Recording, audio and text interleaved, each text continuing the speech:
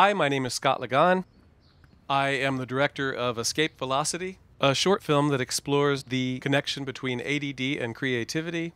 It's a 25-minute long animated film, and this is a short podcast that shows you a little bit about how the film was made.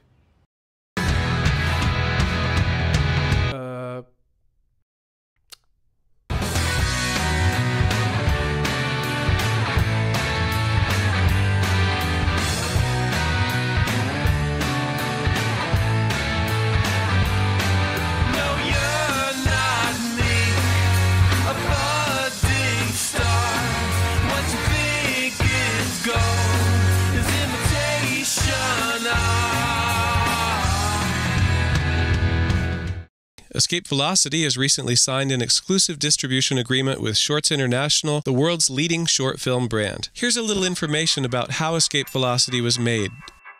Escape Velocity was made at home using Final Cut Pro. I painted a homemade green screen, made everyone leave the house, set up simple lights and a cheap video camera on a tripod, sat in front of the green screen and talked for 12 hours. I also filmed my 5-year-old son in front of the green screen as reference for the opening credits. Hands and feet often had to be made up from imagination in the animation because Max had trouble holding still and often waved his limbs off of the green screen or out of the camera range. I originally intended it to be feature-length and more of a confessional biography. After spending 2 months on the opening credits, it became apparent that this was not realistic.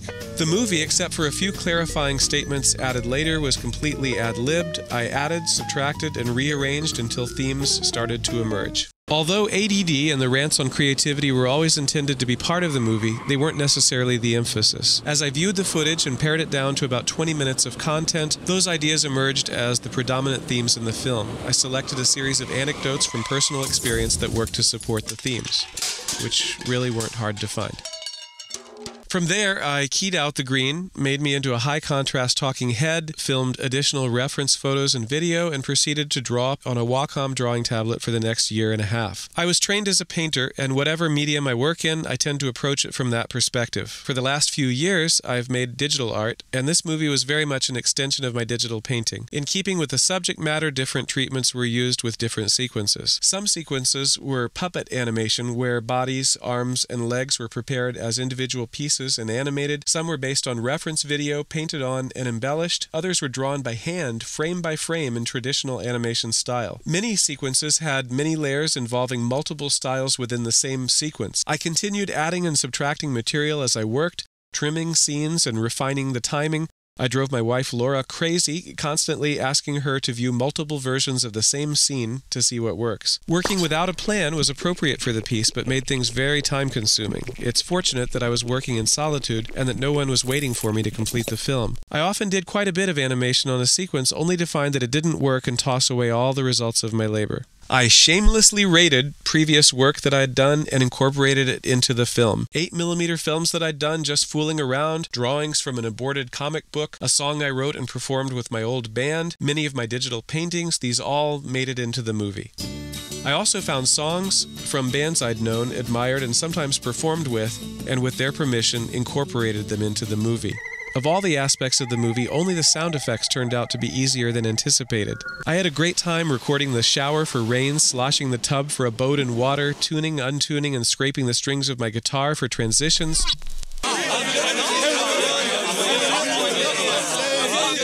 Something to say about. Soundtrack Pro was a great asset both for editing the effects and for incorporating its copyright-free library of effects and loops. Originally, I'd recorded the voice narration with an external mic run directly into the camera. Much of the audio had electronic hum or hiss in it. After working with the audio and trying to save it using numerous methods and programs, and probably spending a couple months doing it, it became obvious that it was not going to be of sufficient quality. I booked a professional studio, Third Stream Music in Fredericksburg, Virginia, and worked with engineer Matt Montoro. After several unsuccessful attempts at matching the original audio, Matt and I settled into a method of taking all the dialogue and having me imitate everything, phrase by phrase. Matt painstakingly dragged the phrases above the original audio files to make sure they matched up. I took the new files and replaced about 90% of the original audio in my Final Cut sequences. A larger influx of artists, unusual people. A larger influx of artists, unusual people. The project finally finished. I was quite unobjective and sick of watching my talking face. I had no idea how the movie would be received, but I felt I had done the best that I could and had said what I wanted to say.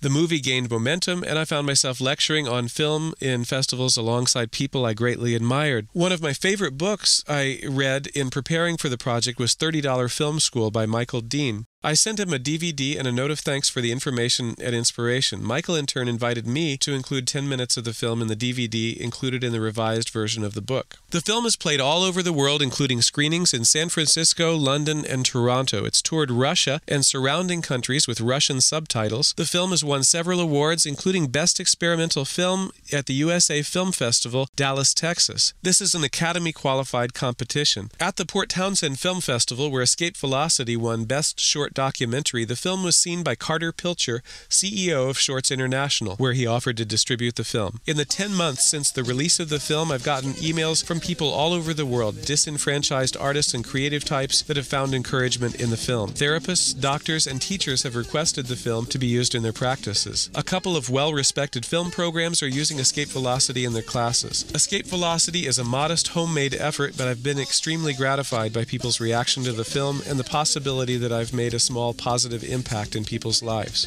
Digital creation and distribution of creative endeavors has opened a floodgate of new possibilities for personal expression, and I'm excited by the future.